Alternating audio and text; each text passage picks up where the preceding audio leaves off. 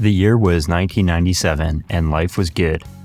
Legendary horror punk band The Misfits released their comeback album American Psycho. Sting won the WCW Heavyweight Championship off Hulk Hogan at Starrcade, and Angela was up to her old tricks again in Night of the Demons 3. But most importantly, the PS1 continued to dominate the gaming scene. Welcome to the follow-up to one of my latest videos where I explored why I chose the PS1 over the Sega Saturn, and where I also took a look at some of the PlayStation games I was playing into late 1996. As the PS1 only gained momentum into 1997, I thought I'd do a deep dive into the games I was playing that year as well.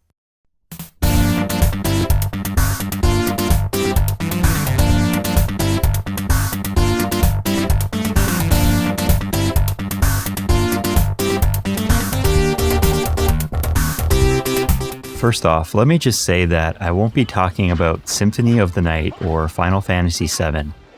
Not that I don't think they're worthy, quite the contrary, but given the amount of coverage and love they already receive on YouTube, I thought I'd leave these out as to keep things somewhat spiced up, as a more personalized trip down memory lane and far from a best of list. Yeah, I know the whole video game review thing in general is oversaturated as a whole, but you know what I mean. There, I said it. Castlevania Symphony of the Night is a good game. Do I get my internet points now?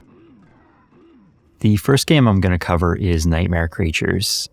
Resident Evil 1 whet my appetite for survival horror, and I was quick to pounce on anything that could possibly be the next big thing in the genre. You know, I didn't even rent this one before buying it.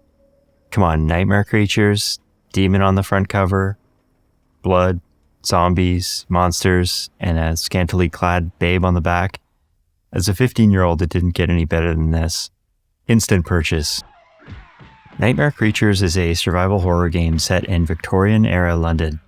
You play as either Ignatius or Nadia, two members of a secret society tasked with stopping an evil cult from unleashing monsters upon the city. The game is divided into several levels, each with its own unique enemies and challenges. What makes Nightmare Creatures stand out is its fast-paced, action-packed gameplay. The combat is satisfying with a variety of moves and combos to master. The enemies are also varied and terrifying, with grotesque designs and unsettling animations. The game also has a great sense of atmosphere with creepy music and sound effects that will keep you on the edge of your seat. The levels are also well designed, with hidden areas and secrets to discover. The graphics in Nightmare Creatures were impressive for the time. The character models are well designed, with detailed textures and animations. The environments are also well done, with a dark and foreboding atmosphere that adds to the horror of the game. The sound design is also fantastic, with a great soundtrack that fits the game's horror theme perfectly. The sound effects are also top-notch, with creepy noises and screams that will send shivers down your spine.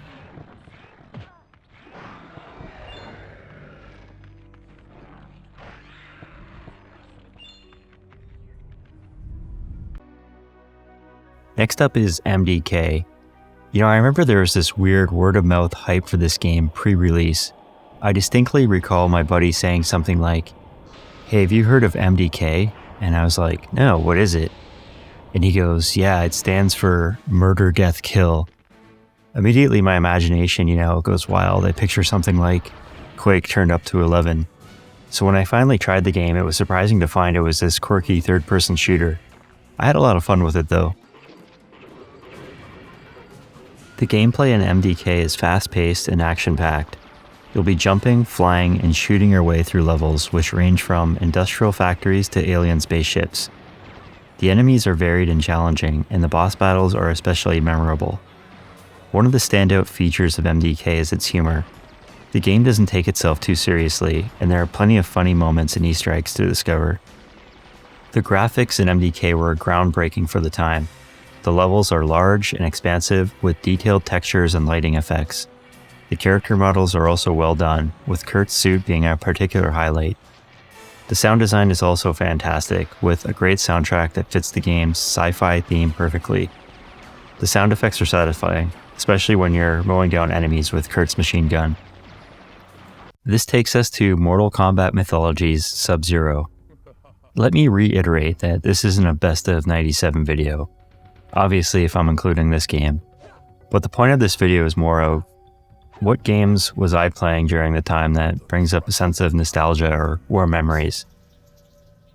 Like MDK, I remember the hype around this game pre-release as well. At the time, you had Mortal Kombat 4 in the arcades. On screen right now is the PS1 version. And Mortal Kombat Annihilation was about to be released in the theaters. And then you had Mortal Kombat Mythologies, so it was kind of like, how big is this franchise going to be moving forward? Not to downplay the gigantic success Mortal Kombat already had or anything like that. So yeah, Sub-Zero in a platformer, worth a rental, right?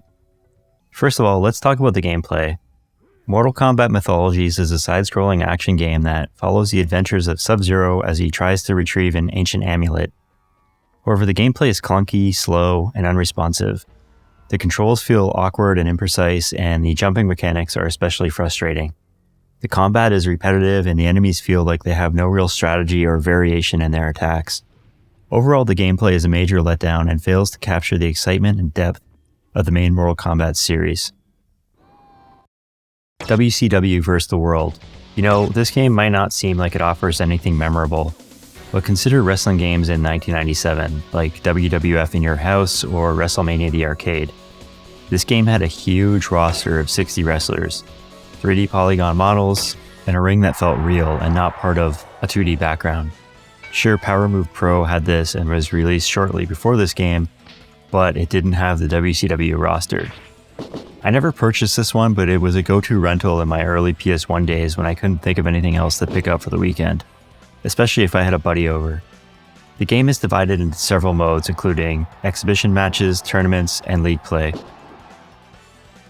What makes WCW vs. the World stand out is its unique gameplay mechanics.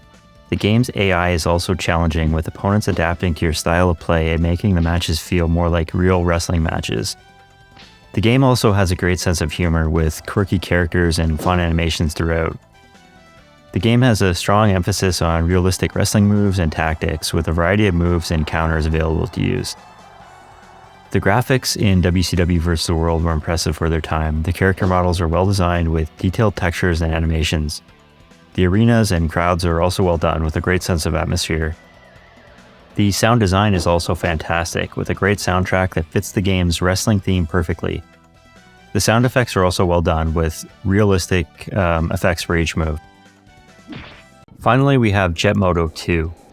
I covered Jet Moto 1 in my previous video, and although it feels repetitive, it wouldn't feel right without giving some love to the sequel.